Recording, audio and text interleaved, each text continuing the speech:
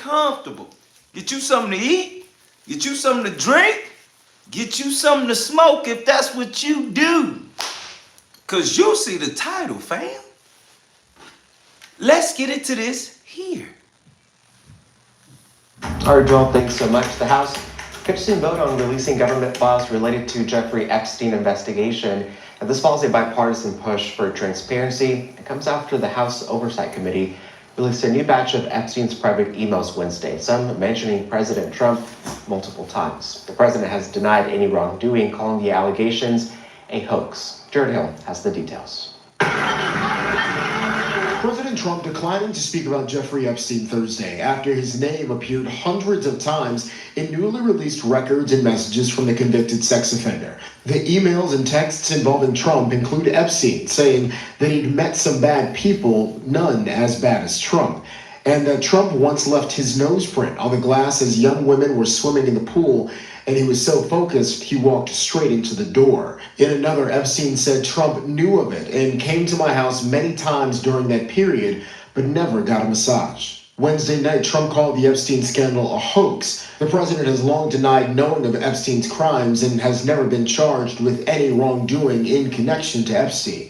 White House Press Secretary Caroline Leavitt accused Democrats of selectively leaking emails to smear the president. They actually don't care about the victims in these cases. They care about trying to score political points against President Trump. Next week, the House is set to vote on a bill that would force the Department of Justice to release all files and communications related to the government's investigation into Epstein. Andy Farmer is an Epstein survivor. This is always something that survivors have wanted, is more information about what went wrong here. Why didn't we see justice? Republican Congresswoman Lauren Boebert supports the bill, though Wednesday the Attorney General and FBI Director personally lobbied the Colorado representative to change her mind.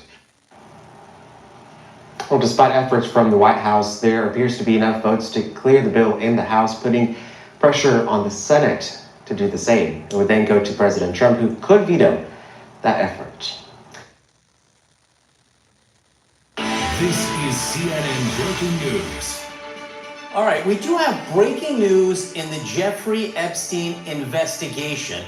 Democrats on the House Oversight Committee, minutes ago, literally, releasing emails that they say were written by Jeffrey Epstein that explicitly, specifically mention Donald Trump by name and in context that we really haven't heard before.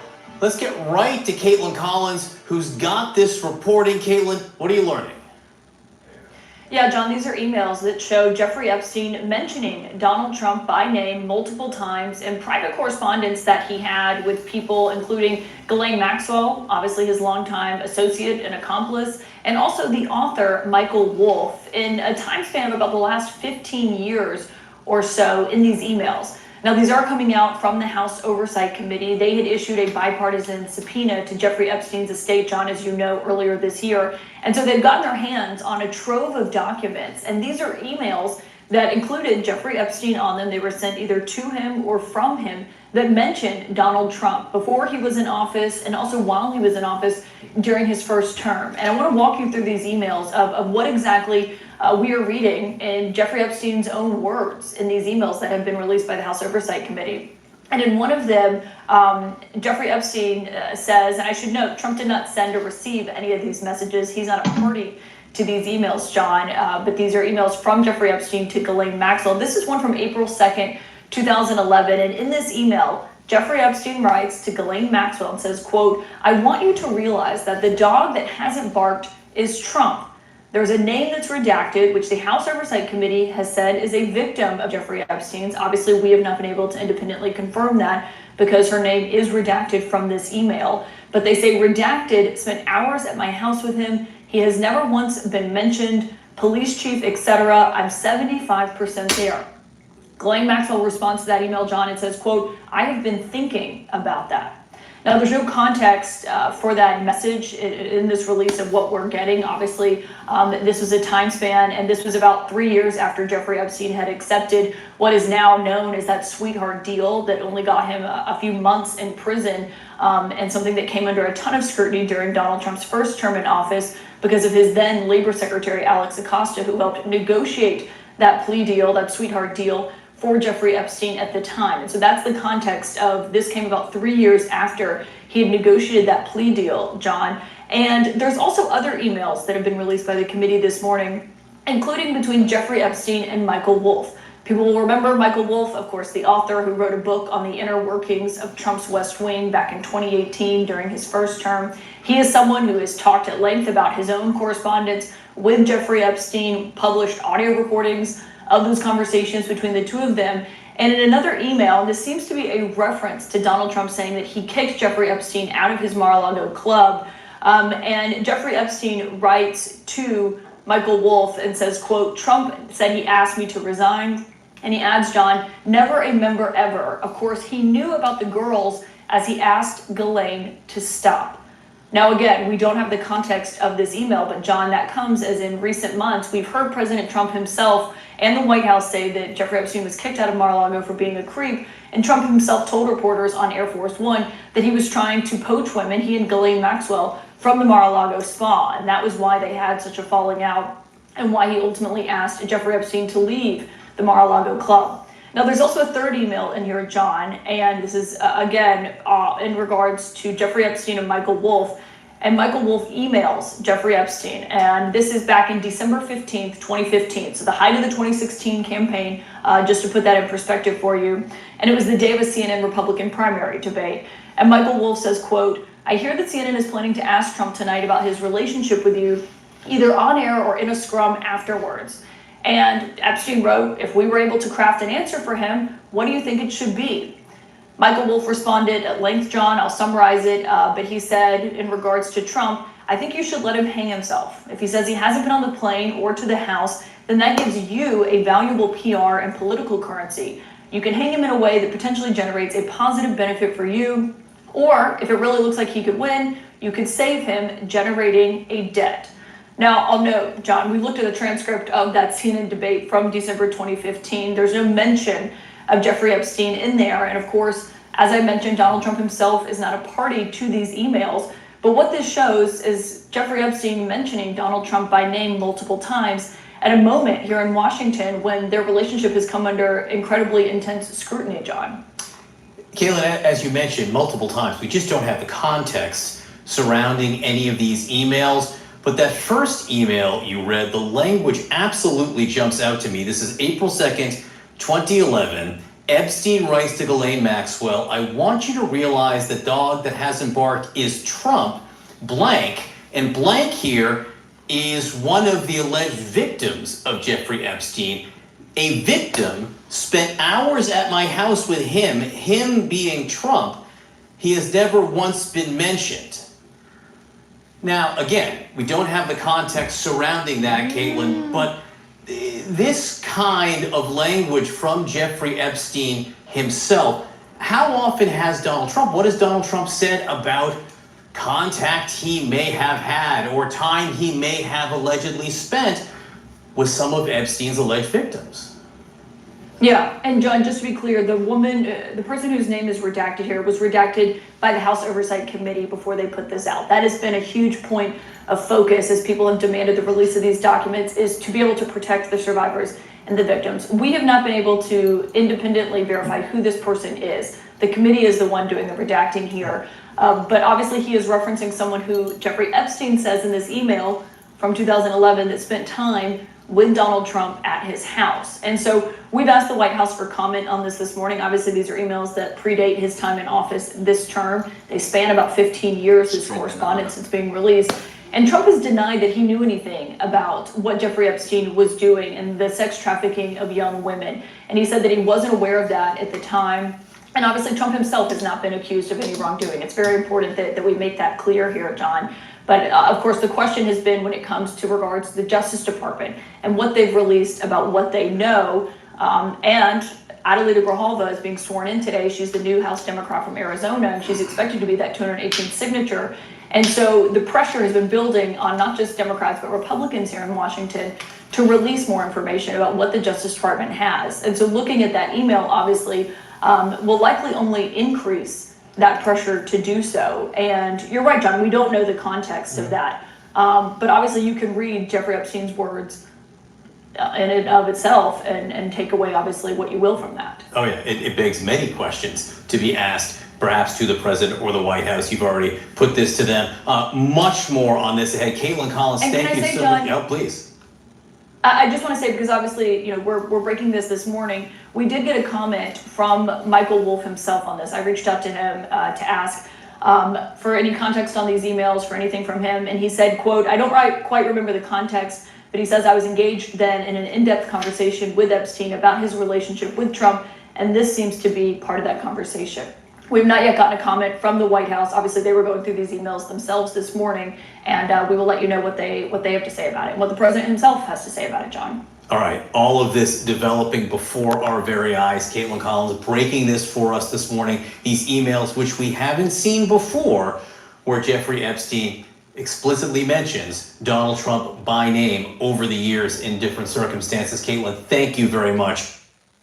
You already know what it is, man. Joining us now, Democratic Congresswoman Jasmine Crockett of You in here with your boy Dealatofficial. Hit that like button, subscribe. We cooking. Texas, a key member of the House Oversight Committee and the House Judiciary Committee as well. Congresswoman, thanks so much for joining us. What stands out to you from these emails that were publicly released by the committee today? Yeah, so number one, it is clear that he knew what was going on, which I think that he's kind of alluded to that at some point in time, because the president said that he was trying to kick Ghislaine out of Mar-a-Lago because it seems like that's where girls were being recruited from based on information that we have. But more importantly is that he was having conversation, he being Jeffrey Epstein, with Michael Wolff, who is writing this book or trying to put together this book. And in real time, as Trump is running for his first presidential run, we hear or we see that he made it clear that he believes that he has leverage over Trump. And he said that a Trump regime would basically open up, this is me paraphrasing, this is not exactly what it said, but basically it'd be a free-for-all. And as we've seen, especially in this second term, it's been a free-for-all where Trump has absolutely pardoned some folk that we know are terrible, and we are waiting on him to pardon Ghislaine Maxwell. I think that that's coming up soon too. Yeah, an important point indeed. Congresswoman, let's take a closer look at that email from Epstein where he writes to the author Michael Wolff saying this, and it's a direct quote, redacted victim, the name was redacted, Mar-a-Lago, Trump said he'd asked me to resign, never a member ever. Of course, he knew about the girls as he asked Ghislaine to stop. Obviously, we don't have the full context here, but I'm curious, how do you read this specific email and what it means? Yeah, I think that it is showing that he was well aware and he was trying to cover his tracks at that point in time. And I think that that's what you saw from Jeffrey. Obviously, it'd be better if we could talk to Jeffrey today, but it was very interesting that ultimately Jeffrey Epstein died sitting in prison during Trump's administration. We had on Representative Marlon Stutzman earlier. He's a Republican, and he tried to make the case that President Trump is the most investigated person in the world, and he has not been accused of any criminal wrongdoing here. What do you make of that? Listen, they will do and say anything to cover themselves. You know, I will admit that Donald Trump has been investigated more than the normal, but he just happens to be more corrupt and more criminal than any other president than we've had. I will point out he is the only president who has been convicted of 34 felony convictions that we've ever had in the Oval Office. So while we don't know exactly what crimes he may or may not have committed, just think of it this way. If you know that you didn't do anything, then why is it that you would be twisting members of your own party's arms, trying to get them not to release it? This would be exonerating. If you know that you are free and clear, then why not say, you know what, release the files? In fact, he campaigned on releasing the files because he didn't realize that anything that he was involved in whatsoever was involved in the files.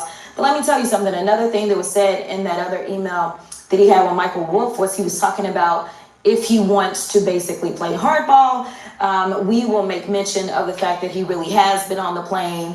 And I don't remember if it mentioned the island. Let's actually put that email up just so our viewers can fully understand what it says. I just hope the control room can put this email up. It says, I think you should let him hang himself. And this is in response to a question of whether CNN would plan to ask Trump in the town hall about the relationship with Epstein. Epstein said, how do we craft an answer for him? And Michael Wolff says in this email, I think you should let him hang himself.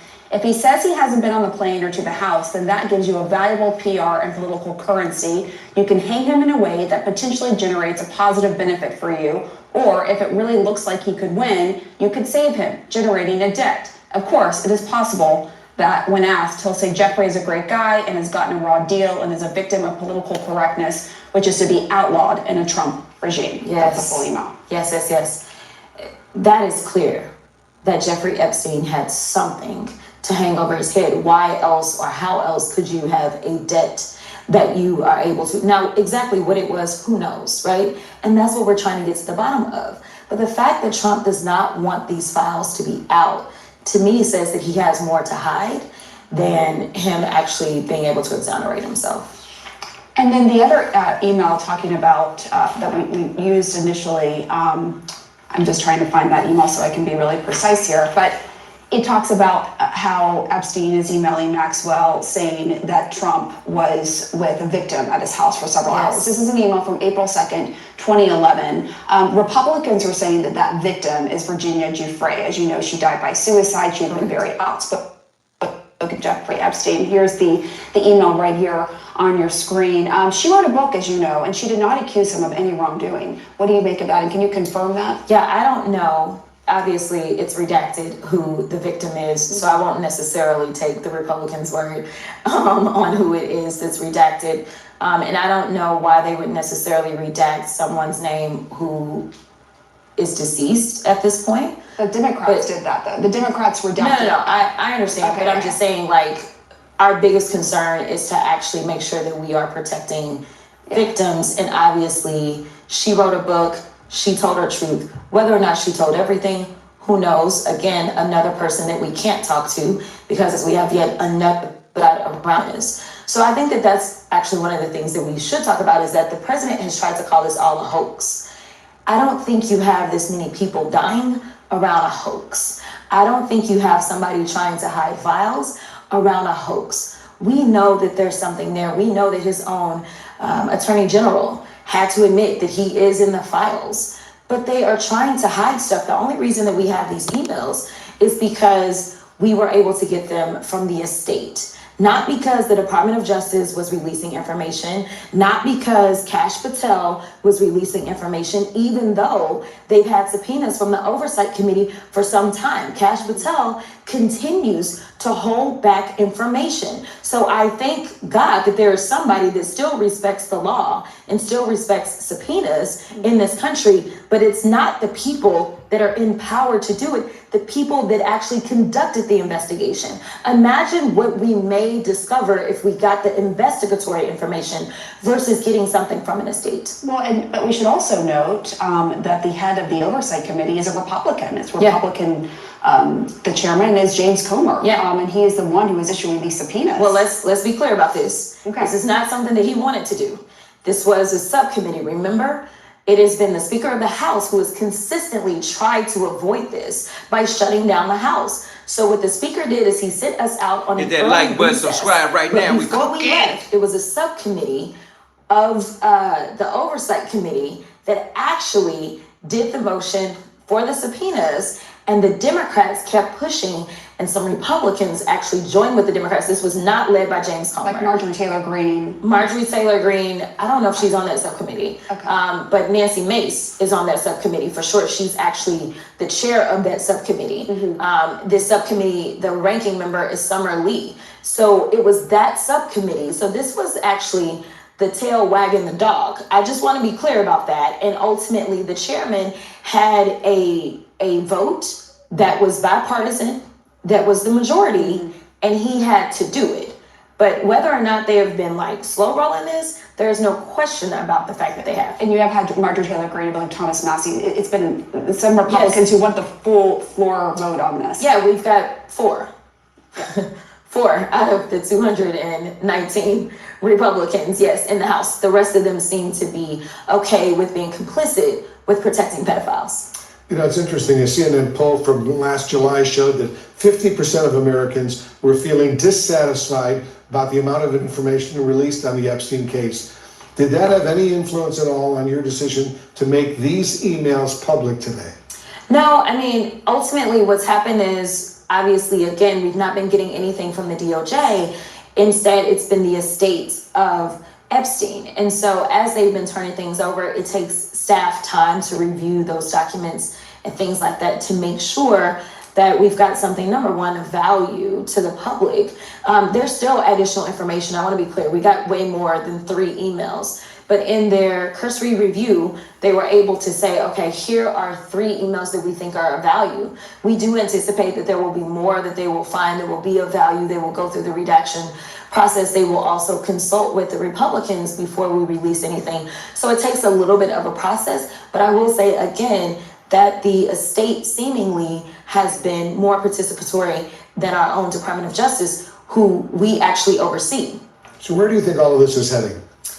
Good question. I don't know, but hopefully it will start with the swearing in of Adelita Grijalva, as they have been avoiding that. Again, the House was shut down over that. I'm sure that the president has been making calls trying to get one of the 4 Republicans that did sign on to the discharge petition. I'm sure he is begging and threatening to get them to pull their names off of there.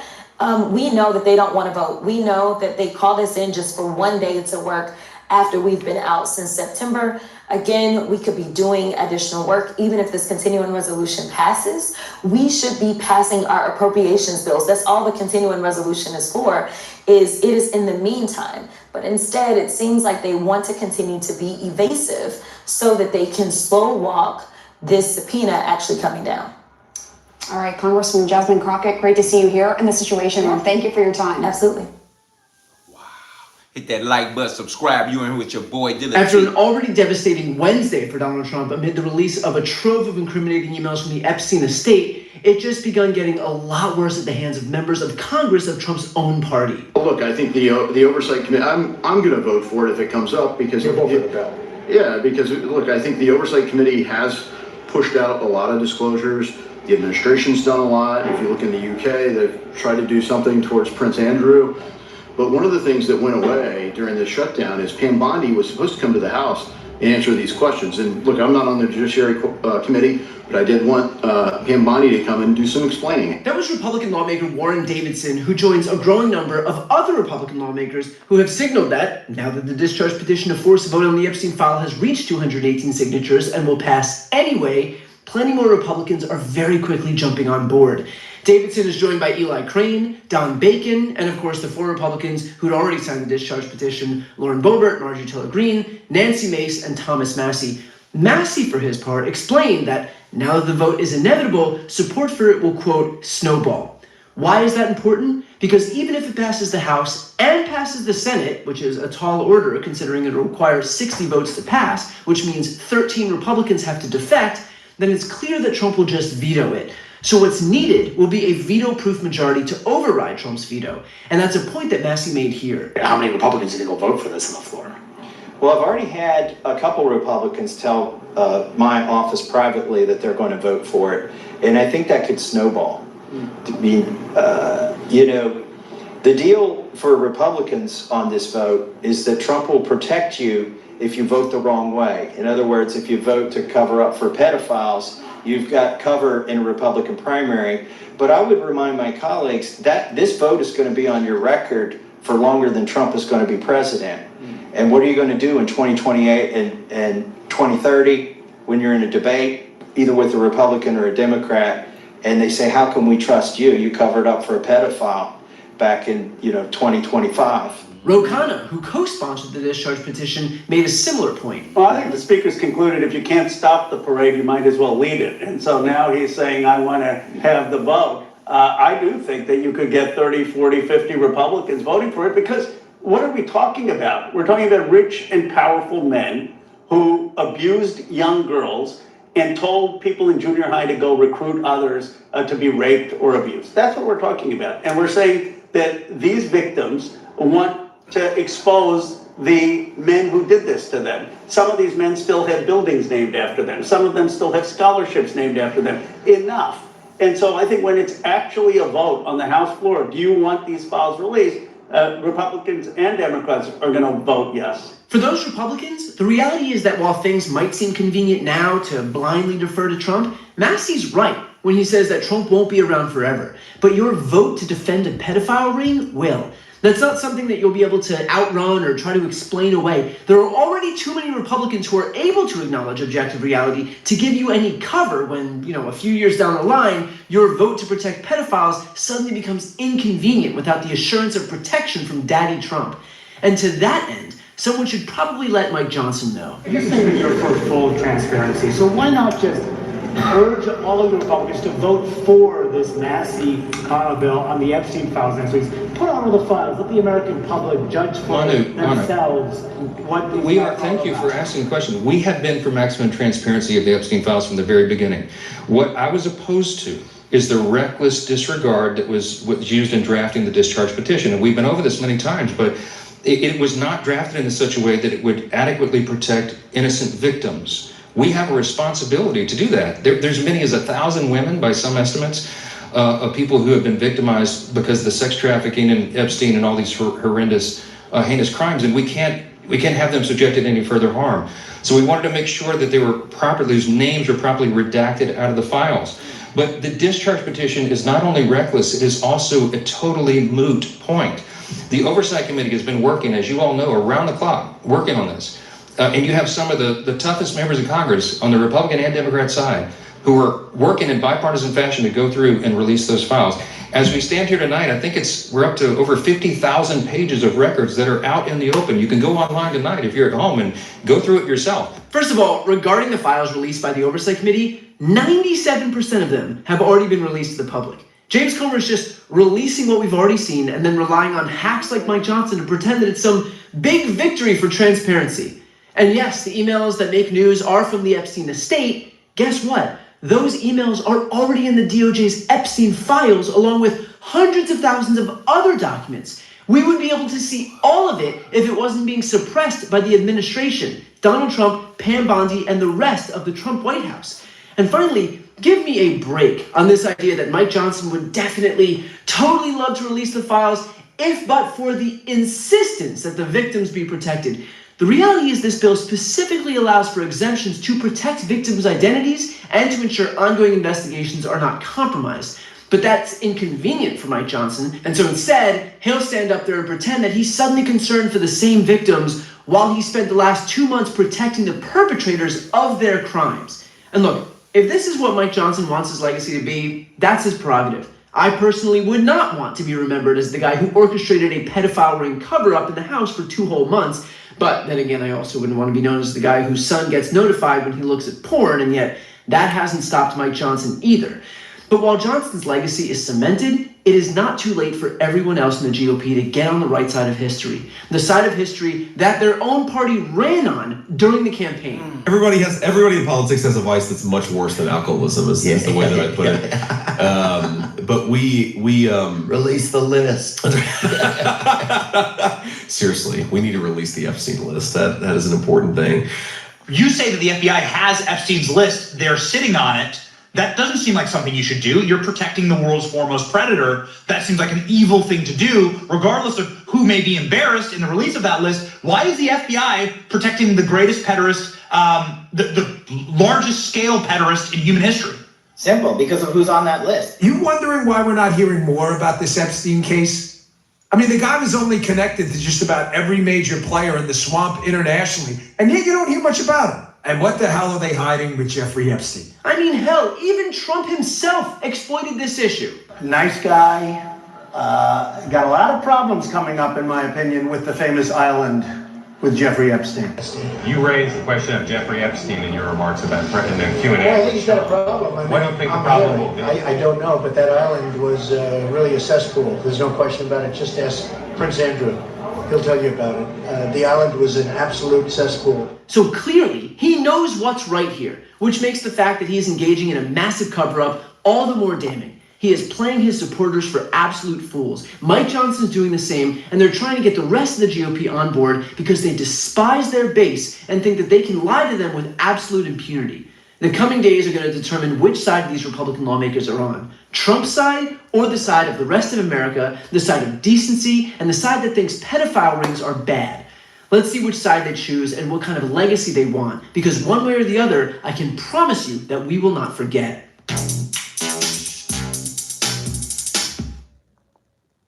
Before you go, if you enjoyed this content and you want to see more and support independent media, please subscribe to this channel. The subscribe button will be right here on the screen.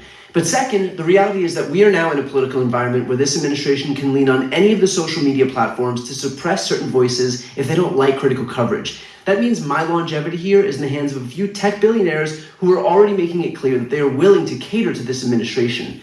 To that end, signing up for my newsletter is a way for me to reach you directly if that ever becomes necessary. I'll put the link right here on the screen as well, so please sign up. It's free, but there's also an option to do a paid subscription if you'd like to support me and my team. I really appreciate it. Thanks so much for watching. A whistleblower is telling the top Democrat on the House Judiciary Committee that Jeffrey Epstein accomplice Ghislaine Maxwell is getting special treatment in prison and actively preparing a commutation application. In a letter from Congressman Jamie Raskin addressed directly to President Trump, Raskin says the whistleblower at Maxwell's new prison camp alleges that her extraordinary treatment includes customized meals delivered directly to her, visits to the prison exercise area after hours with a prison guard escort, and even access to a service dog in training to play with. This whistleblower also claims that one top prison official complained that he is, quote, sick of having to be Maxwell's B-word. I'll note that CNN has not independently verified the whistleblower's claims, but my source on this tonight is Congressman Jamie Raskin. And Congressman, on this whistleblower, I think a lot of people want to know what else they had to say to you. Well, the whistleblower made clear that Ghislaine Maxwell is just in a completely different category than every other prisoner. She gets essentially room service behind bars. She can use the shower, she can use the gym whenever she wants to. She gets special treatment there. And unlike other prisoners who have to communicate with people outside of the prison through the unreliable and very slow mail system, she's actually getting messages sent through the warden to the people that she wants to communicate with. And the warden is actually offering her the opportunity to communicate on legal matters with people outside of the prison through the warden. So it's a pretty extraordinary situation. Of course, her presence in that camp facility itself is completely astonishing, given that they had never had a sex offender before, and sex offenders were not allowed in that camp. But she was allowed in, and she got in pretty much on an overnight basis after she met with Todd Blanche. She was subpoenaed by the Oversight Committee on July 23rd after a vote on July 22nd, and it was on July 24th that Todd Blanche, who had been Donald Trump's personal criminal defense lawyer, now working for the DOJ as the #2 person, went over to meet her, not in order to find out what she knew in terms of getting other people to be investigated who were involved in the $1.5 billion international child sex ring, but rather to find out what she would say about Donald Trump. And he pronounced himself satisfied when, she said that she had never seen Donald Trump in any compromising position with young women or girls. In fact, she'd never seen Epstein in some compromising position with underage women or girls. So anyway, he liked what he heard, and then suddenly she got this transfer. Yeah, and we've asked the White House about that and Todd Blanche himself. But can I ask you on the whistleblower, did you speak to this person directly? Well, I don't want to get into any more depth on it, but I would say this is a person who is in a position to know everything that was reported to us. And do you think there's more Absolutely to come out about how she's being treated or the treatment she's getting, I should say? I do. Well, one of the other things that came up was that Ghislaine Maxwell is actively seeking a commutation, a pardon from the president right now. And I learned from somebody else, a Republican, that there's a lot of chatter that, he just pardoned 77 people who participated in different ways in his attempt to lie about the 2020 presidential election, his attempt to overthrow the election, and all of that, some people are seeing as a smokescreen to get people talking about that, because none of these people are facing federal prosecution. They've already been disbarred or faced other kinds of charges. But all of that is really meant to distract people from what may be a pardon forthcoming for Ghislaine Maxwell. With us now is Jennifer Freeman. She's an attorney who represents some of the survivors of Epstein and Maxwell. First of all, we should note CNN has not been able to independently confirm or deny the allegations. But Jennifer, what is your reaction to what Congressman Raskin is saying? I've heard similar reports. I've also heard, and these are just, I can't confirm them either, reports that someone did complain about this preferential treatment and was promptly transferred to a higher security prison. I don't know if that's true, but that is what's being reported. Raskin's letter also alleges that Maxwell is working on a commutation application to get out of prison. She would send this to Trump, presumably. Its exact contents and whether it's been submitted, that was not immediately clear. What's your message to President Trump about such a commutation application if he was being asked to commute her sentence? And how would your clients react if such a thing were to happen? That would be very distressing, disgraceful, and upsetting if there's any effort to move forward with a suggestion of pardon or commutation. And it also doesn't make sense, Jake, because the grounds for commutation are typically things like wrongful conviction. Well, that's not going to apply here. Jury of her peers held she was a sex trafficker. Another example would be rehabilitation. That is also not going to be possible since she has not expressed any remorse. Another example would be that it's a nonviolent crime, and that doesn't seem to apply either. In fact, I took a look at the particular form that you'd have to fill out, your attorney would have to fill out, and one of the questions on the form was, what was your role in the offense? And do not omit facts or minimize your role. And do you accept responsibility for your criminal conduct? So she's going to have to, if she goes forward with this, she's going to have to address those issues. Jamie Raskin, Congressman Raskin's letter also demands that President Trump make Deputy Attorney General Todd Blanche, who before he was in government, he was a former personal attorney for Trump, available for a public hearing. Would you like to see that? Would you like Todd Blanche to sit for a public hearing?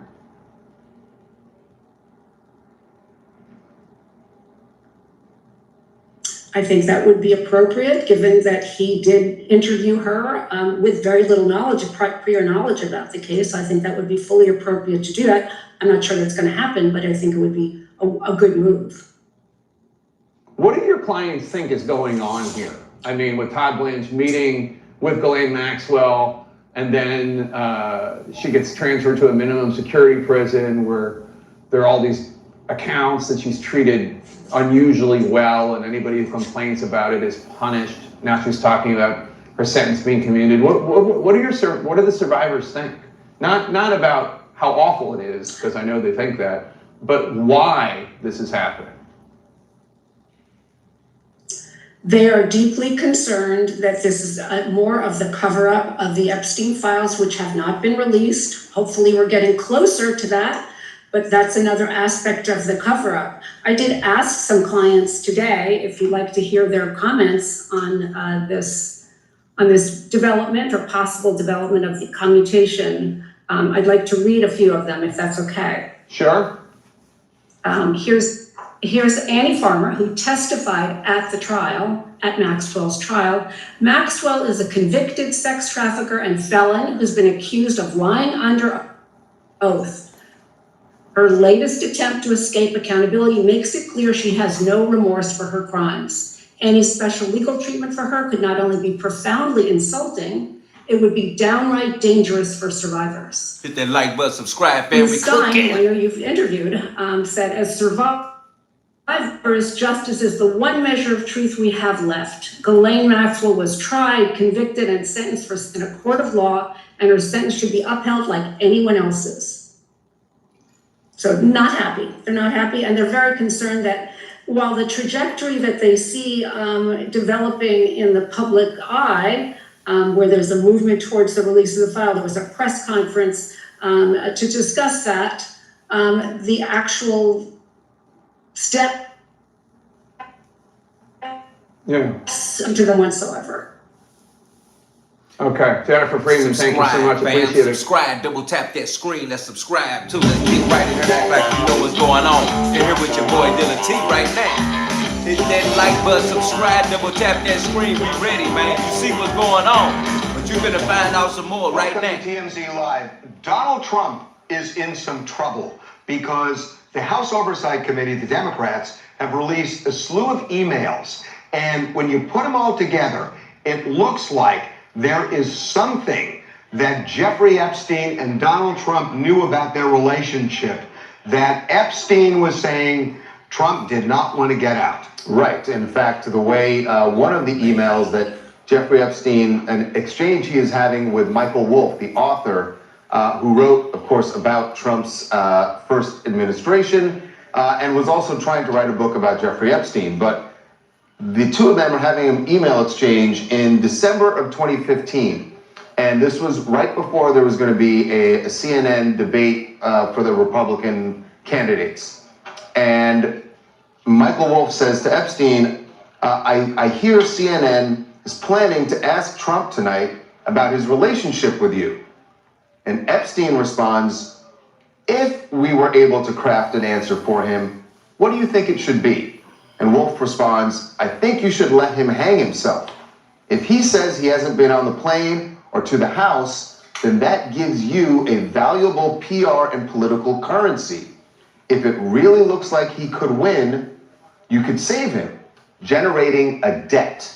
And that's a paraphrase of, there's a lot more that was said in that email, but that's the meat of it there, where he says... And the point is that if it's simply, yeah, we socialized together like a million other people did, you don't have to craft an answer.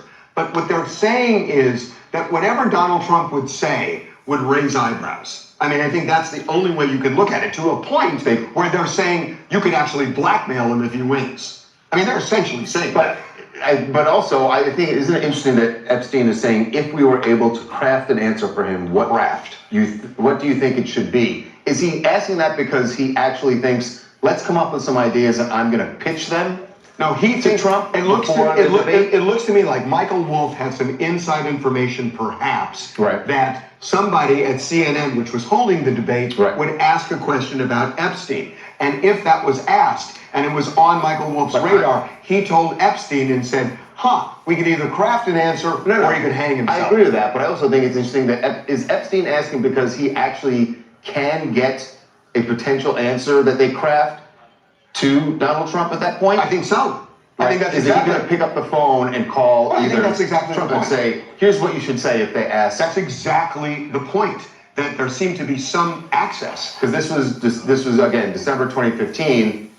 Jeffrey Epstein was out. He had been convicted in Florida, but he's out. And there's more. And there's more. Right. So there's that. And then there is, this is really interesting. April of 2011, Jeffrey Epstein is emailing Ghislaine Maxwell and said, I want you to realize that that dog that hasn't barked is Trump. Victim's name redacted, spent hours at my house with him. We know that's Virginia Giuffre. Virginia Giuffre, right. Well, the White House says it's Virginia Giuffre. Right. He meaning Trump, has never once been mentioned. Police chief, etc. I'm 75% there. And then Ghislaine responds, I have been thinking about that. So that then raises a question, and this again, you said 2011. Right. That they're saying the dog that hasn't barked. Now, I don't think this means that Donald Trump did anything untoward, because even Virginia said in her memoir that he did. She had met with him, and he was always very pleasant, did nothing untoward. But what it could mean, and what it seems to mean, to me at least, is he knows stuff. And that dog hasn't barked. The dog not barking is Donald Trump. Barking is blowing the whistle. And then then you have Ghislaine Maxwell saying, yeah, I've been thinking about that too, as if she knows it. She knows that Donald Trump knows stuff about us or you, and it's been on my mind.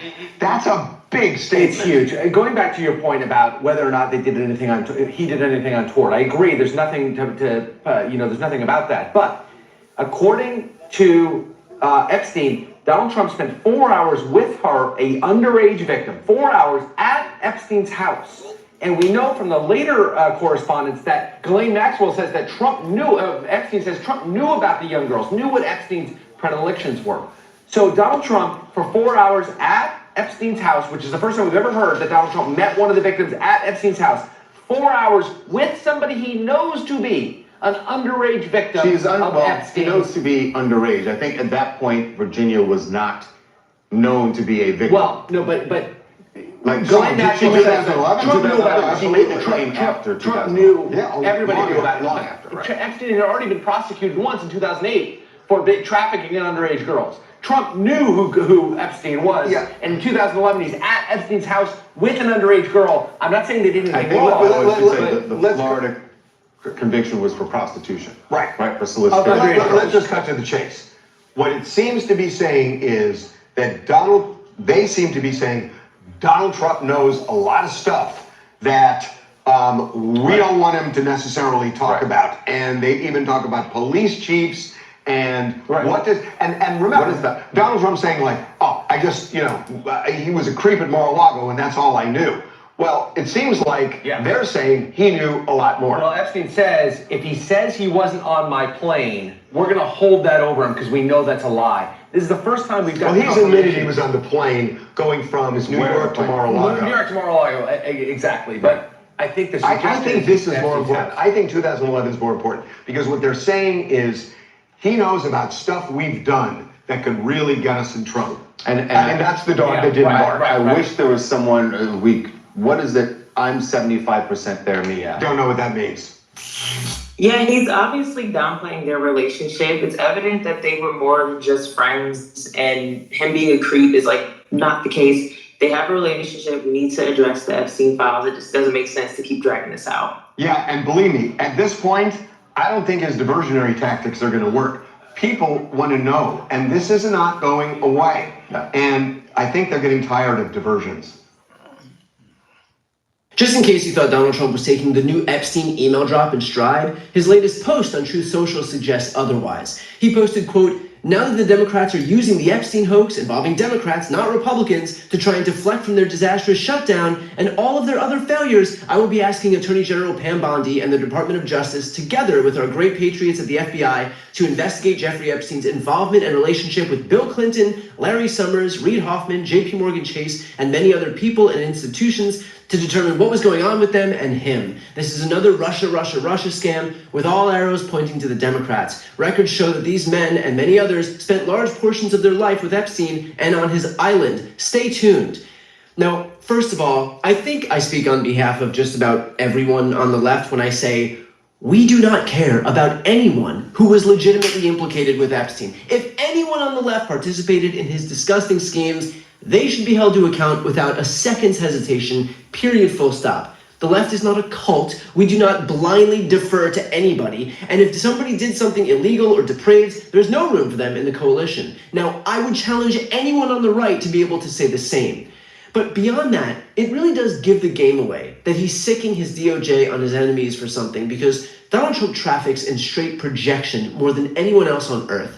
He called for Hillary Clinton to be prosecuted for her handling of what were believed to be classified emails, only for Trump himself to steal classified documents from the White House and refuse to return them. Donald Trump has repeatedly claimed that elections were rigged or stolen when he lost, only to then engage in an effort to rig the 2020 election, an election that he still claims was rigged to this day. Hit that like He button, has criticized subscribe. the Clinton Foundation while his own businesses continue to not only operate, but pull in billions from domestic entities looking to curry favor with the White House and foreign entities also looking to do the same. He encouraged the prosecution of Hillary Clinton by leading chants of "lock her up," while later claiming that investigations into him represented the weaponization of the government. He called Joe Biden Sleepy Joe, while literally days ago, this was him in the White House.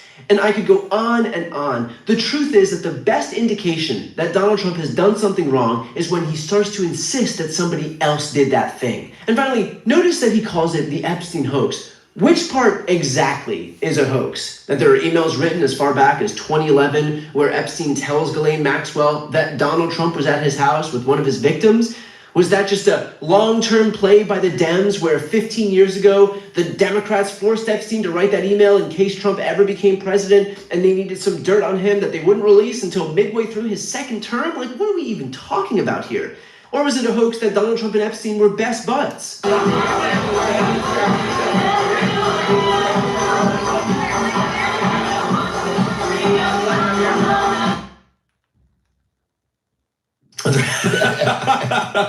Seriously, we need to release the Epstein list. That is an important thing. You say that the FBI has Epstein's list, they're sitting on it. That doesn't seem like something you should do. You're protecting the world's foremost predator. That seems like an evil thing to do, regardless of who may be embarrassed in the release of that list. Why is the FBI protecting the greatest pederast, the largest scale pederast in human history? Simple, because of who's on that list. You wondering why we're not hearing more about this Epstein case? I mean, the guy was only connected to just about every major player in the swamp internationally, and yet you don't hear much about him. And what the hell are they hiding with Jeffrey Epstein? Or was it a hoax when Trump himself fanned the flames back when it was politically convenient on the campaign trail? Nice guy. Got a lot of problems coming up, in my opinion, with the famous island with Jeffrey Epstein.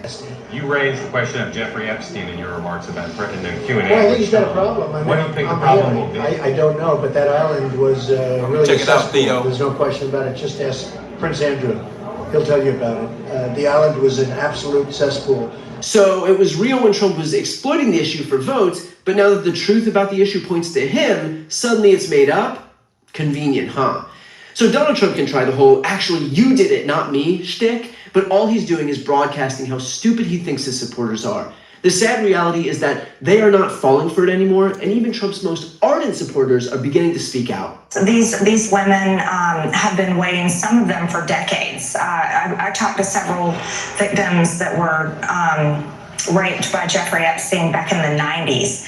And so this is information that has needed to come out for a very long time, and the American people have demanded it. And so the American people deserve to see transparency from their government.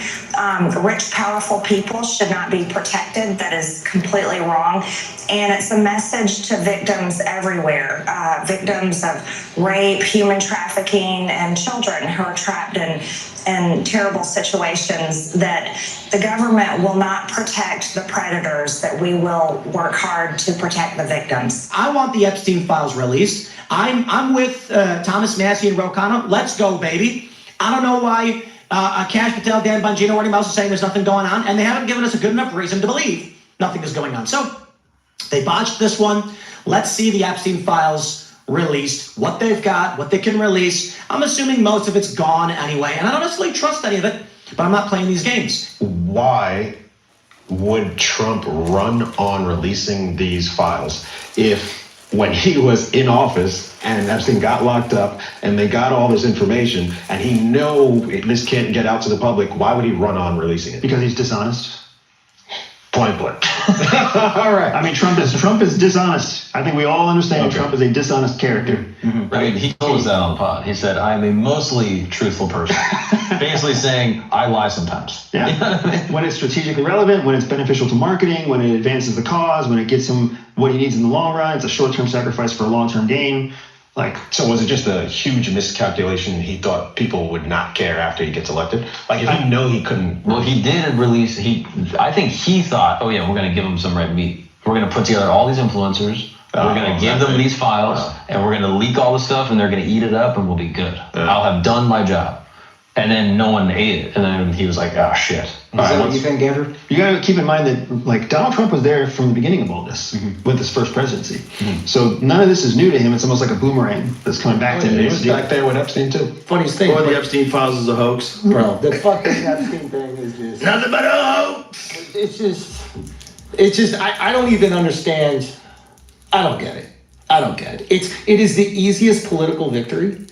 Like if you just it is, but it isn't. Here's the thing. Yeah. I'm not supporting anything. Just be really clear, ladies and gentlemen. Yeah. But if you have relationships with all these insanely wealthy people that are going to be severely impacted by this, like this is the ultimate political football.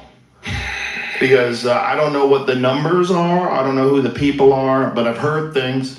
And if those things are true, you're dealing with some of the most powerful people in the world, some of the wealthiest people in the world. In fact, even Republicans defected and voted for the discharge petition to force a vote on the release of the files, which will take place next week. And Thomas Massie, who led the charge, offered this warning to his colleagues. And how many Republicans do you think will vote for this on the floor? Well, I've already had a couple Republicans tell my office privately that they're going to vote for it.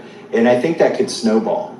I mean, the deal for Republicans on this vote is that Trump will protect you if you vote the wrong way. In other words, if you vote to cover up for pedophiles, you've got cover in a Republican primary. But I would remind my colleagues that this vote is going to be on your record for longer than Trump is going to be president.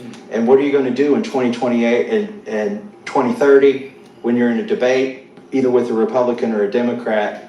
And they say, how can we trust you? You covered up for a pedophile back in 2025. Don't think that Republicans didn't hear that message loud and clear. So while Trump may be perfectly content to try and manipulate his base with the most bargain basement tactics possible, the reason he's getting so desperate is because he's lost control of the narrative. He exploited the issue when he was running for office, and now the chickens have come home to roost. And all of the fake investigations in the world at the hands of his henchmen and women at the DOJ are not going to change the optics or the reality of Donald Trump's relationship with the world's most notorious pedophile. Real quick. Before you go, if you enjoyed this content and you want to see more, don't forget you in here with your boy Dilla T and my fam, and this is No Filters. Hit that like button, subscribe, double tap that screen. We in here cooking. Let's go. and support independent media, please subscribe to this channel. The subscribe button will be right here on the screen. But second, the reality is that we are now in a political environment where this administration can lean on any of the social media platforms to suppress certain voices if they don't like critical coverage. That means my longevity here is in the hands of a few tech billionaires who are already making it clear that they are willing to cater to this administration. To that end, signing up for my newsletter is a way for me to reach you directly if that ever becomes necessary. I'll put the link right here on the screen as well, so please sign up. It's free, but there's also an option to do a paid subscription if you'd like to support me and my team. I really appreciate it. Thanks so much for watching. Donald Trump could not control himself. He was crashing out and literally lunged at a reporter right there saying, "Quiet, quiet, quiet," as reporters were asking him questions about the appearance of his name repeatedly in the 23,000 Epstein emails that were released from the Epstein estate. That Wall Street Journal analysis found that of the 2,600 or so email threads, Trump's name appeared in over half of the email threads from the 23,000 Epstein emails from the estate. The reporters were asking Donald Trump questions. Can you give us more information? Quiet, quiet, quiet. Let me just show you one more time what he did. Here, play this clip. And then while Donald Trump was on Air Force One throughout the evening as he left Washington, D.C. to go back to his safe space in Mar-a-Lago, who knows, maybe he'll do another Great Gatsby party or another synchronized swimming party or whatever. He would continue to crash out. It was post after post, and he was just saying some of the most heinous and horrific things, like Republican Congressmember Thomas Massie, who tragically lost his wife about a year ago or so and just remarried. Donald Trump attacked him for remarrying, and Donald Trump with 3 wives, Donald Trump who has been found liable for sexual assault, Donald Trump who is on tape saying that he grabs women by their genitals because you're rich and he gets away with it. Yeah, Donald Trump posted this message. Oh, by the way, Donald Trump who's covering up a child sex trafficking, Donald Trump who was Epstein's best friend. I could go on, by the way.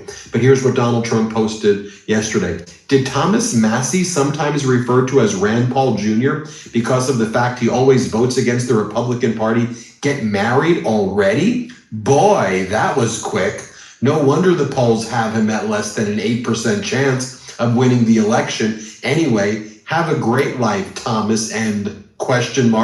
His wife will soon find out that she's stuck with a loser! ! Even this MAGA supporter, Evan Kilgore, he's been channeling what we're hearing from a lot of MAGA supporters, including Marjorie Taylor Greene, who Donald Trump kicked out of MAGA officially last night.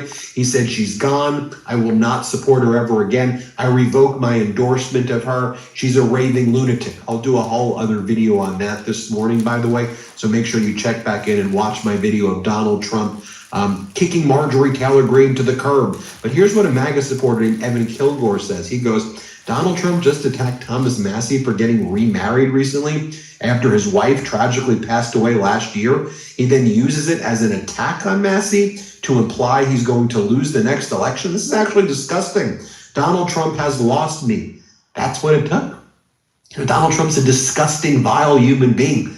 That's what it took. But okay, Donald Trump posted that he's withdrawing his support and endorsement of Congresswoman Marjorie Taylor Greene and calls her a raving lunatic who keeps on calling him over and over again. Then throughout the evening, Donald Trump would post messages from anyone who would also agree to gang up with him and attack Marjorie Taylor Greene. Like this account that said, your political future just ended, Marjorie. And Donald Trump reposts that. Then Donald Trump posts, Unaffordable Care Act, ! Unaffordable Care Act. Okay, Donald, what is your plan? You can't just say you're going to get rid of insurance and give people a $2,000 check. Let's be clear, you're lying about giving people a $2,000 check. Didn't you promise a $5,000 Doge dividend check? Oh, wait a minute. What happened with Doge? No one talks about that anymore. Then you said there was going to be a tariff rebate check. Now it's a tariff dividend check. We know you're lying there, but just assume you weren't lying. And your plan was to give people a $2,000 check and get rid of health care, whatever that means. So what happens when somebody has a surgery and procedure that costs more than $2,000? They go bankrupt? Do you understand the way healthcare and health insurance work? Do you understand what insurance is? I don't think you do. And it seems that you don't know a lot of things, like you claim you don't know where they did the MRI on your body. I'm going to do a whole other video on this morning, but I'll give you the preview. When Donald Trump was on Air Force One, he was asked by a reporter, can you give us more information about the MRI? And he's like, look, listen, it was the perfect MRI. The results were amazing. The best results of an MRI the doctor ever saw. And then the reporter says, what part of your body was it on? Was it your brain? And Trump says, I don't know what part of my body. I didn't ask. I don't know. That's something that you know. And as Mehdi Hassan says, now we're in 25th Amendment territory, because if you don't know what part of your body an MRI was conducted on, well, then I don't think you're able to identify the elephant and the snake and the other animals that are there. But you do want to make posts like this. I mean, like, what a weird post. Somebody wearing like a weird mask saying Trump 2028, for this, like, for the movie Eyes Wide Shut. Donald, were these the people you were hanging out with when you would hang out with Jeffrey Epstein? Did they look like that, Donald? Do you remember? Or do you not remember, the same way you claim you don't remember what part of your body the MRI was done on? So then Donald Trump's regime, his communications director, a guy by the name of Steve Chung, he posts the following: so much progress, it's happening. The ballroom will be absolutely stunning. It's going to be a stunning ballroom, everybody.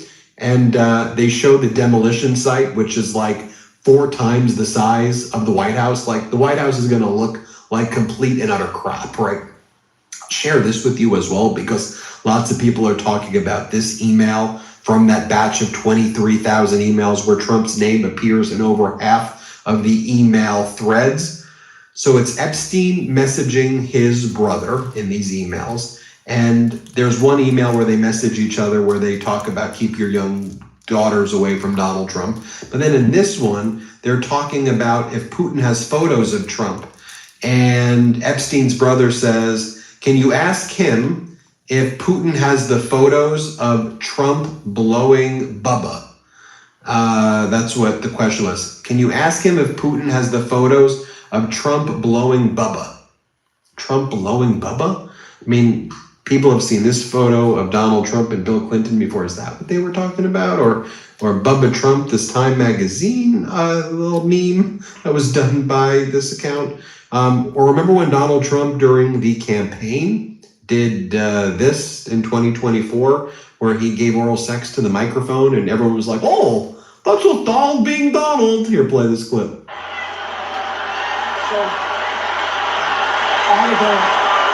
Or remember during the campaign when Donald Trump talked about Arnold Palmer's penis size and that people would look in the shower and go, wow, you've got a big penis, Arnold Palmer. And this was a speech that Donald Trump gave like as part of his speech around the country, and everybody, and like the media normalized this. And we were calling it out all the time. Remember the videos we would make here on the Midas Touch Network? I'd be like, hello, everybody. This is like, and Donald Trump said, I have to say it. I have to talk about this. Here, play this clip. Oh, man. This man was strong and tough. And I refuse to say it, but when he took showers with the other pros, they came out of there, they said, oh my God, that's unbelievable. I had to say it. We have women that are highly sophisticated here, but they used to look at Arnold and say, bad. And then Donald Trump has the official White House account post a photo of himself hugging and giving Melania a kiss on the cheek with the text saying, I can't help falling in love with you, with a heart emoji. It's very weird stuff right here. I mean, do they think that we are so stupid that we'll look at this and go, oh, Trump and Melania love each other. This guy would never be all over the Epstein emails and all over the Epstein files. This guy would never be out there saying that he grabs women by their genitals because you're rich and he can get away with it. This isn't the guy who was found liable for sexual assault. This isn't the guy who was Epstein's best friend. We know that you're posting this to try to distract us. We understand what's happening. How despicable. In any event, going back to Air Force One, Donald Trump said that we will be honoring Saudi Arabia and probably giving them more of our military jets. That's an important message he wanted to convey. Play this clip. Before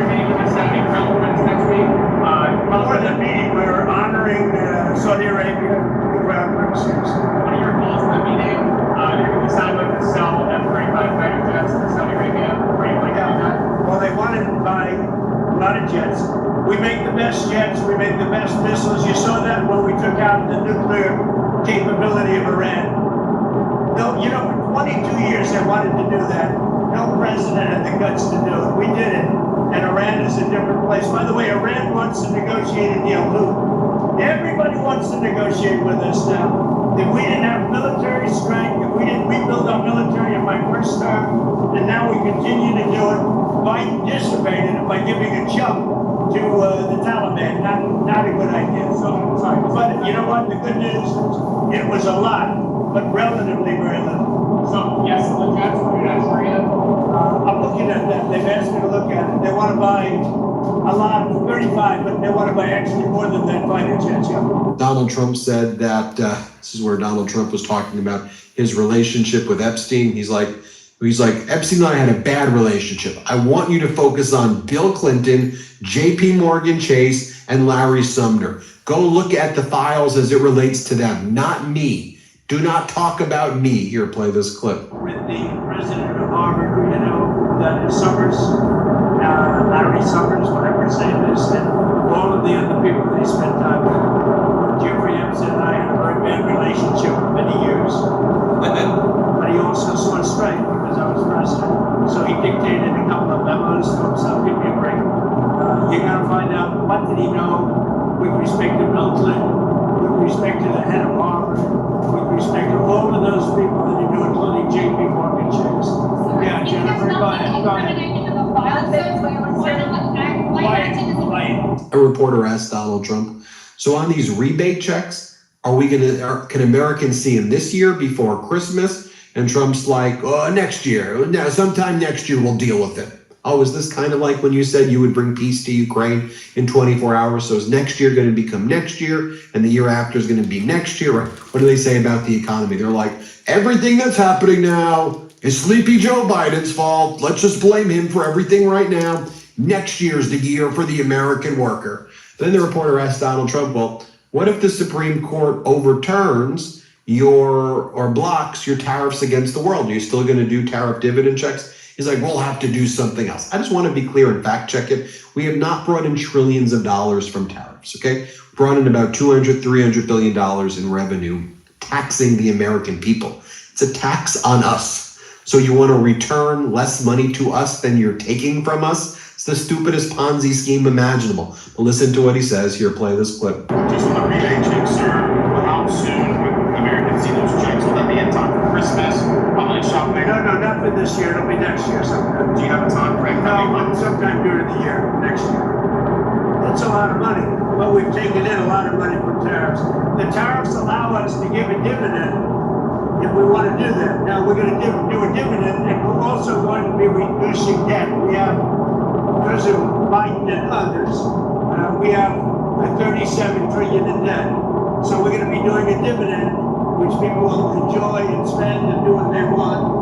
But we're also going to be reducing debt very substantially. What if the Supreme Court rules against you, sir? Is there Then I'd have to do something else. We'll have to figure something else. That would be a very sad day for our country. And in the middle of talking about trying to gain seats through gerrymandering in Indiana, Trump talks about suing California over Prop 50. He's like, we're going to file a lawsuit. What they did in California in doing that popular referendum, that's really unfair what they did. But what we did in Texas is perfectly fine. Like, aren't these people just absolutely pathetic? California responds to what they did in Texas. Texas, the governor does it with the legislature. In California, it's brought as a referendum of the people. And Trump's like, we've sued California. And the DOJ filed a lawsuit against California after the people passed Prop 50. How pathetic and despicable is that? Here, play this clip. Are you meeting with lawmakers from Indiana next week? Not that I know. I might be. I don't know. They will. I guess they.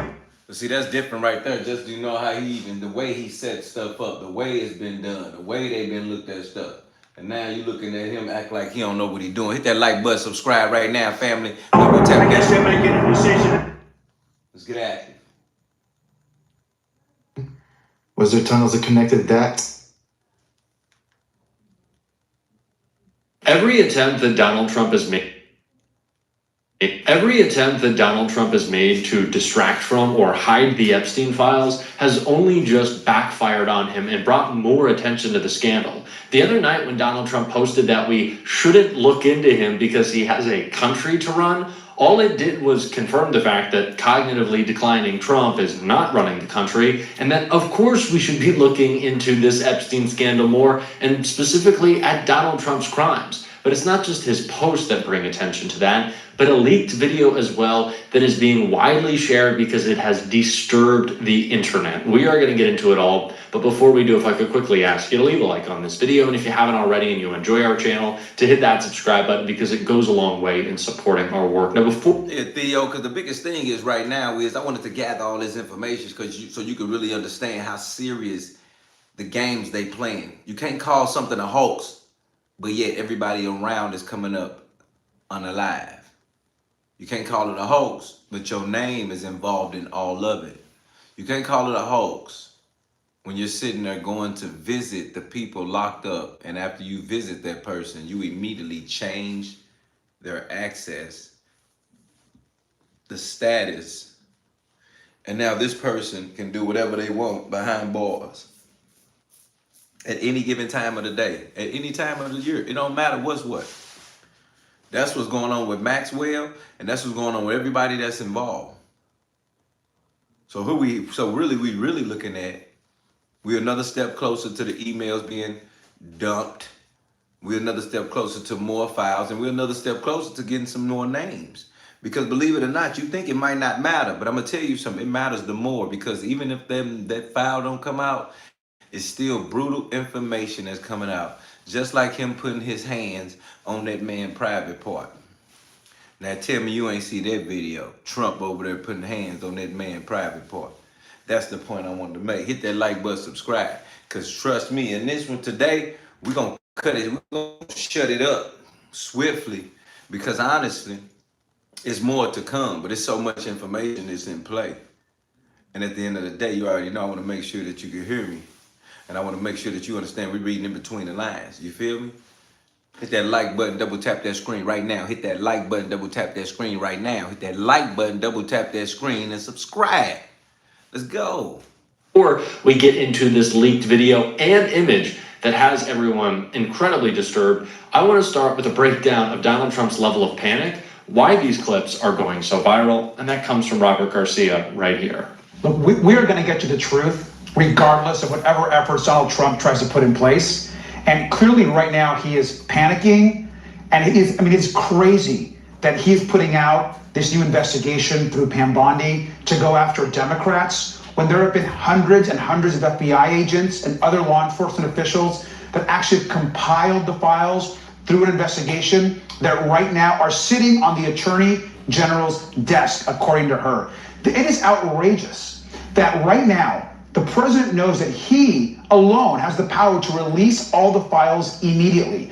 There are women, hundreds of women, that have suffered abuse, rape, many of them were children, at the hands of Jeffrey Epstein and Ghislaine Maxwell. And Donald Trump could help bring them justice, but refuses to even acknowledge their survivors. And the fact that he's considering a pardon or a commutation for Ghislaine Maxwell, Donald Trump has backed into a corner. We're going to get the files regardless of what he tries to do. Of course, Donald Trump is in a state of panic right now. His term is coming to a premature end, and not just because Epstein is going to dominate the headlines and Democrats will hold him accountable when we retake majorities in the House and the Senate through constant investigations of the crimes and cover-ups of this administration, but also Republicans have abandoned Donald Trump. Marjorie Taylor Greene has made a political calculation that there will be MAGA after Donald Trump, and he's not going to be a part of it. And that is why she is breaking with him. And it's also because videos like this, accounts like this from Epstein's ex, are just so damning. You say that Trump groped you in front of Epstein. I do want to note that CNN has spoken to 3 friends of yours who confirmed that you told them about this alleged incident over past decades. Can you tell me more about what happened that day, and particularly how Trump and Epstein interacted? Yeah, before I get into the details of what happened, which, obviously I told you guys and I've shared with multiple outlets, the specifics of the assault that happened, I want to point out that I was polygraphed before I did all this by one of the most renowned examiners in the world. Michael Wolff has hundreds of hours of interviews with Jeffrey Epstein where Jeffrey confirmed to Michael what the two of them did to me long before I came out and told you all of this. So those are 2 critical data points that you need to have, and now I'll walk you through what happened. I was dating Jeffrey. He was always talking about Donald. It was his bestie and everything. And he was joking about how Donald thought I was hot and Donald thinks I'm this or whatever, wants to talk to you. And he was telling me this as we were taking a walk down Fifth Avenue one day. And he said, let's stop in and see him at his offices. So we went up to his office in Trump Tower.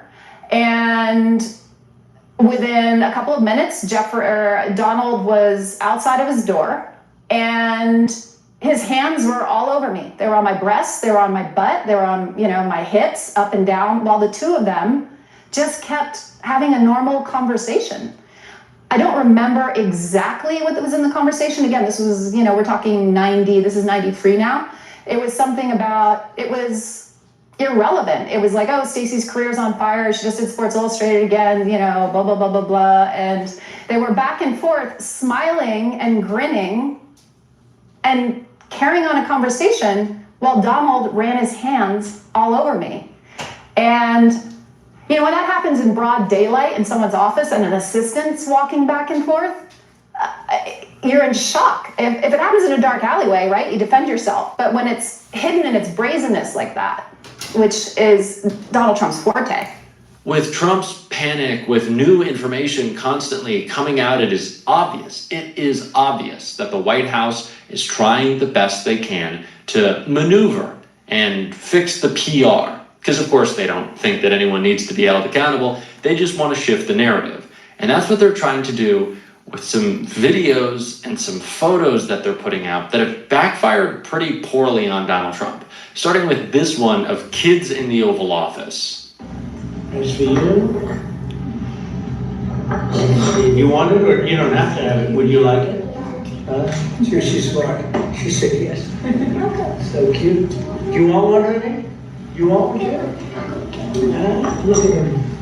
The White House also shared this photo of Donald Trump and Melania, and the reaction to both of these posts has been pretty strong. One Twitter user wrote, "The deranged White House social media manager woke up this morning and said, 'We need to beat the pedophile allegations. Let's get some kids for him to try to be normal with.'" So the White House is now running cover for Donald Trump, trying to literally beat the pedo allegations by sharing clips of him with kids. They think that's going to do the trick.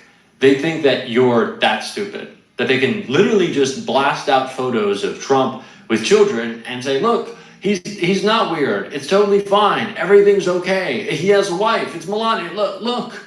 And that's going to change anyone's mind? Or that's going to get us to move on? No, it is just bringing more attention to the fact that in every way, shape, and form, this is clearly a cover-up. It doesn't matter how many videos you put out or a photo with Trump and Elon Musk's son. We know the truth, and it will continue to come out, both because Republicans in the House are ready to bury Donald Trump, but in the Senate as well. And Adam Schiff broke that all down. This clip right here. It's the one where Jeffrey Epstein says about Donald Trump, "I am the one able to take him down." What do you think that means? Well, I think the import is I know information on Donald Trump that the public hasn't seen yet, and it is very incriminating. This is, I think, where he refers also to it as the dog that hasn't barked. That is the information that isn't out there yet. So clearly he believes he has something that is valuable to him as potential extortion of Donald Trump, but also would be extremely damaging to the president, and probably a thorough investigation would reveal just what that is. If Epstein put it in writing to someone else, or if there was physical evidence of that in the files. If the House votes to release the Epstein files next week, and it sure looks like it will, Donald Trump will have to count on Republicans in the Senate to stop this from getting to his desk. And even then, he might have some problems. I just don't think this issue is going to go away until that issue is addressed and answered to the American people's satisfaction. Yeah. And I may end up with a sombrero on my head for saying that, but that's the way I see it.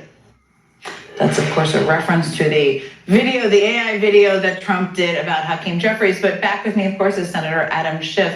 Now, it looks like, let's just talk about the mechanics of this, because it looks like there could be a lot of Republican support on the petition in the House. I'm going to talk to your California colleague, Rokana, about that in just a moment. But what are you expecting to happen when it lands in the Senate? Well, I would expect they will do everything they can to fight that passing in the Senate. And we're going to do what we can to make sure that that gets taken up. There are a number of tactics we could use in the Senate to compel a vote. We have compelled votes, for example, in the Judiciary Committee about releasing the Epstein files.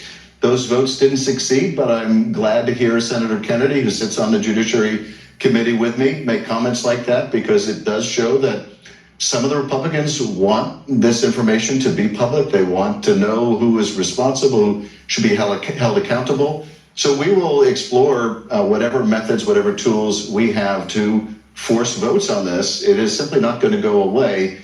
And I think the more the White House lets this drip, drip, drip, the more they're going to wish they had just, released things and stopped this campaign of, fighting disclosure, denial, followed by implausible denial, followed by implausible denial. So there, just to put a fine point on that, there's not a discharge petition process in the Senate, but there are ways to compel or to push for votes even without Senate Majority Leader Thune, who seems not inclined to do it at this moment. Is that right? Through a committee process? Well, you can often force votes on things in committee. Forcing votes on the floor is a little bit more challenging. Some things are privileged, and we'll certainly explore whether there's anything privileged that can be made to fit disclosure of the Epstein files. But even if there isn't, there are ways to both negotiate. Okay, we're going to not put up a fight on this if you don't put up a fight on voting for that, or at least allowing us a vote on that. There is leverage that we can use. Hit that like button, subscribe right now. We cooking. The leverage is limited. We are very much in the minority. But we can make it very difficult in the Senate for Senate Republicans if they continue to go along with the president's concealment campaign. And people can advocate to their senators at the same time too. Let me ask you, obviously there's a hurdle to get this through, which is why I wanted to talk to you about this. Let's just talk about if this were to become law, because I think it's important for people to understand what it could do. The House Oversight Committee is, of course, with bipartisan support, issued subpoenas to get information. We've seen information released. The information that came out yesterday came from the Epstein estate. There's more coming on that front. If this were to pass, this discharge petition, if it were to pass and become law, what's the difference between the information that could come from this and the information that the committee is getting through the subpoena process? Well, it would mean that the whole universe of information that's in the government's possession would be released, redacting names and other things to protect the privacy of victims. That would be the most fulsome disclosures. What the committees have had to do is go to outside parties like the estate, the Epstein estate, to get records. They might be getting some records from the administration, but clearly the administration is cherry picking what they provide to Congress. So this would end the cherry picking of information. Now, I would fully expect, just given what we've seen of the Trump administration and their tactics, that if this passes both houses, of course, they'll veto it. And if somehow we were able to override a veto, they would challenge it in court as, with some false claim of constitutionality or unconstitutionality. They would try to draw this out beyond the president's term if they can. So this is a hugely important step in the House because it forces people to go on record whether they're going to continue to be part of this cover-up. There's nowhere to hide, Donald. It is a wrap. You cannot fix this, and we will continue to call you out.